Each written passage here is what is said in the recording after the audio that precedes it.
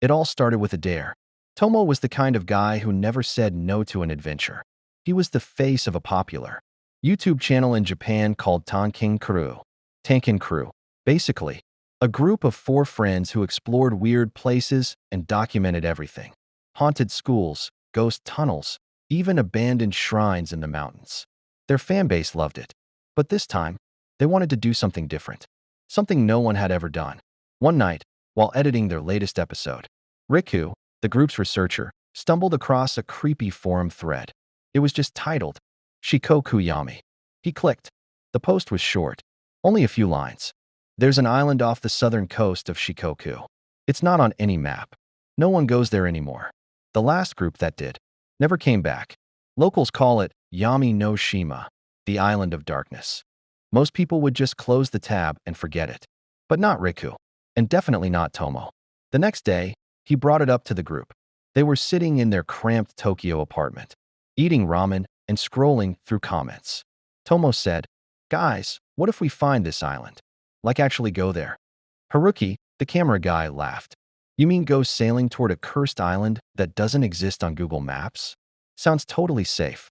But AI, the only girl in the crew and their drone operator, looked up from her phone. "I've heard that name before. My grandmother used to say something about it. She said it was a place where people get swallowed by the sea." The room fell quiet. After some digging and calling around, they finally found an old fisherman in a village near Kochi Prefecture who had heard of Shikoku Yami. He told them where to go, but made one thing clear. If you see the crows flying backward, turn around. That island doesn't want visitors. They thought he was joking. He wasn't. On March 17th, 2018, the 4 of them rented a small fishing boat and set off before dawn. Haruki brought all the camera gear. Riku handled the GPS and maps. AI flew the drone. And Tomo was the anchor, literally and metaphorically. They laughed, played music, filmed everything for content. The ocean was calm. The sky was clear. But then, the GPS glitched. One moment, they were 10 kilometers from the coast. The next, the map just froze. No signal. No satellites. The compass spun in circles like it was possessed. And then, through the morning mist, they saw it. A small, forested island. No buildings. No signs of life. Just trees. And fog. Lots of fog. Tomo said, "This has to be it. There's nothing else around." They docked the boat near a rocky shore and stepped onto the island. Instantly, the air felt different. Heavy, like breathing through a wet cloth. No birds. No bugs. No sound. Just the crunch of their footsteps on old leaves. AI launched the drone, but the signal cut off the moment it passed the tree line. Haruki's camera started to flicker. Batteries drained fast. Riku checked his watch. It had stopped at exactly 10:03 a.m. Still, they pushed forward. They followed a narrow, overgrown path into the trees. That's when they found the village. It was small, maybe 10 houses, all made of wood and stone. But they weren't destroyed, just abandoned, like people had left in a hurry. Dishes still on tables, shoes at the door, clothes hanging outside. But the worst part? Statues. Dozens of them. They looked like people, villagers, maybe, frozen in place. Some sitting, some standing. All made of stone, but way too detailed. You could see the wrinkles on their faces, the tears under their eyes. Tomo got close to one. It looked like a woman covering her face in terror. He whispered, "Guys, these aren't statues." And that's when they heard it. A sound from the trees. Like whispering. Dozens of voices. Far away, but getting closer. Riku turned pale. "We need to go? Now." But the path they took in? Gone. Vanished. Replaced by thick vines and trees that weren't there before. They ran. Cameras still rolling. Breath heavy. AI tripped and screamed. Tomo pulled her up. Haruki's flashlight flickered. They reached the center of the village, an old shrine. The doors were open. Inside was a single stone tablet with ancient kanji carved into it. Riku read it aloud, voice shaking. "Once you step into the island's breath, you belong to its silence." Then the ground shook. From the forest came shadows. Not people, not animals, just shapes, moving between trees, watching. The last thing Tomo recorded before the camera shut off was a figure standing at the edge of the shrine steps.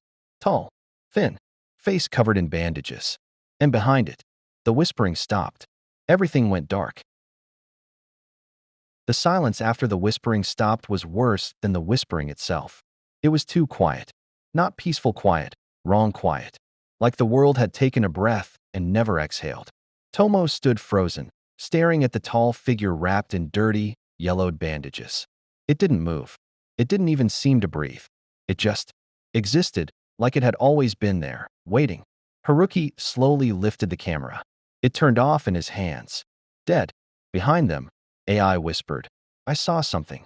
Inside the shrine. Riku turned. What? There was someone in there. Not a statue. Someone alive. Tomo, still staring at the figure at the steps, finally found his voice. "Guys, we need to hide. Now." They rushed into the shrine. The moment they crossed the threshold, the heavy air turned colder. The smell of mold, incense, and something metallic filled their noses. Dust clung to everything, and the wooden floor creaked under their weight. The stone tablet was still there in the center. But now, something was different. There were footprints in the dust, fresh ones, leading behind the altar, toward a narrow hallway they hadn't noticed before. "No way we're going in there," Haruki whispered. But outside, the footsteps had started. Slow, deliberate, crunching leaves. One, two, then many. They weren't alone. Tomo turned on the flashlight. The hallway stretched deep into the mountain. It looked endless, but they had no choice. They ran inside. The corridor twisted and turned, the walls getting tighter, the air colder. Riku was shaking now, muttering things under his breath, old prayers his grandmother taught him as a kid. AI kept looking over her shoulder. "I think something's following us," she said. Tomo shined the light back. Nothing, just the echo of their own footsteps. Then the flashlight flickered and went out. Complete darkness. In that blackness, they heard something. A voice. Female. Soft. Whispering directly into their ears. "Leave something behind. Or stay forever." Haruki screamed and dropped the backup battery he was holding. The hallway shifted. The wall moved. And suddenly, they could see again. Not because the flashlight came back on, but because they were standing in a room, dimly lit by candlelight. It was round, stone-walled, and lined with strange masks hanging on every side. Wooden, some smiling, some crying, some with their mouths sewn shut. In the center, a single offering plate. On it sat a human tooth. Riku dropped to his knees. "This is it," he said. "This is the payment. That's why people never come back." "We leave something here?" AI asked. "No," Riku whispered. "We leave a part of ourselves." They argued, cried, panicked. Tomo pulled out his pocket knife. "I'll leave blood." Before anyone could stop him, he sliced his palm and let the blood drip onto the plate. Nothing happened. Then Haruki tossed his broken camera on the plate. Still nothing. But when AI took off the necklace her mother gave her, her last memory of home, and placed it on the altar, the candles went out. Everything went silent again. And the next time they opened their eyes, they were outside the shrine. The sun was up. The forest was quiet. But something was different. Only two of them were there. Tomo and AI. Haruki and Riku were gone. Their gear, scattered on the ground like it had been dropped mid-step.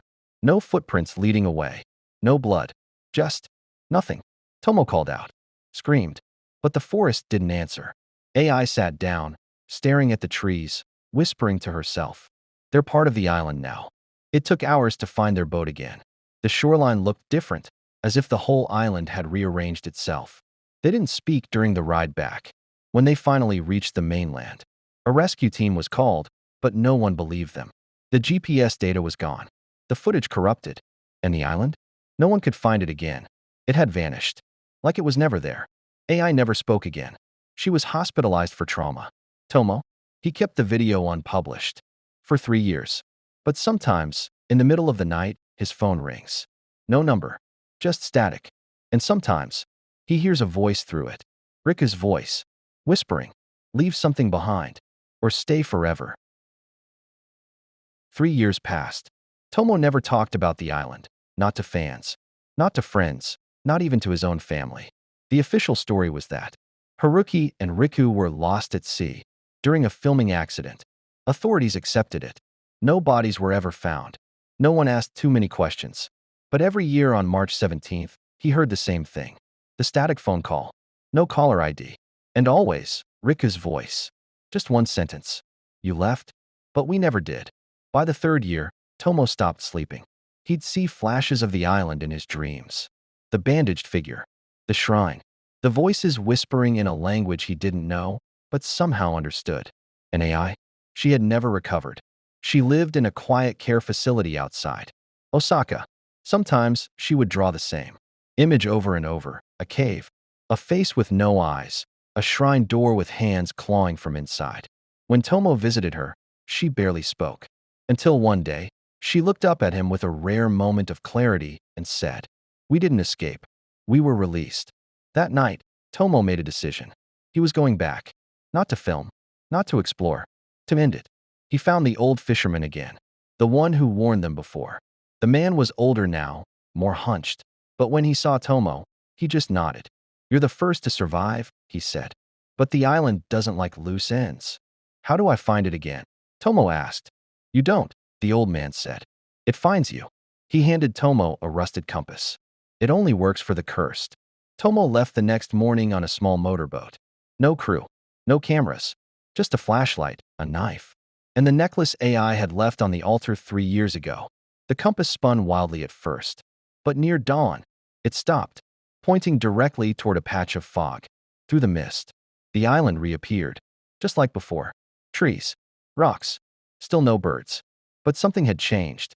The village was gone.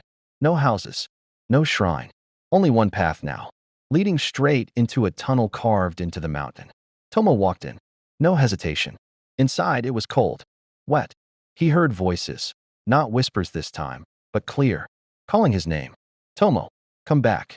Finish what you started." He walked deeper until he reached a chamber. Inside stood a giant mirror, cracked and covered in vines. In the reflection, Tomo didn't see himself. He saw Haruki and Riku standing behind him, eyes hollow. He turned around. No one there. But the mirror rippled, like water. Then he saw AI, but younger, smiling, holding her necklace. Tomo stepped closer. Suddenly, the reflection twisted. The mirror showed the moment they first arrived. The boat, the forest, the shrine. Over and over. A loop. They had never left. They had only escaped one layer of the island. This was the core. A voice echoed through the chamber. "Not male. Not female. Not human. You owe us more." Tomo dropped to his knees. "I came back. I brought this," he said, holding up the necklace. The mirror cracked louder. "No," the voice said. "Bring yourself." He understood. The island didn't want objects. It wanted memory. Identity. Presence. He reached into his backpack and pulled out an old photo. The last one of them together as a group. Before the trip. He lit it on fire. The flame spread unnaturally fast. Not just on the photo, but on the walls, the floor, the vines, everything. The island screamed. The mirror shattered. And then, silence. When Tomo opened his eyes, he was floating in the ocean. Alone. No boat. No island. Nothing around him but water. A rescue team found him drifting. 3 kilometers off the coast. Hypothermic. Dehydrated. But alive. He didn't speak for days. When he finally did, he said just one thing. "It's gone." No one ever found the island again. Even satellite scans showed nothing. But 3 months later, Tomo received a package in the mail. No return address. Inside was a stone statue about the size of a human hand. It looked exactly like him. Mouth open. Eyes wide. Frozen in terror. The end.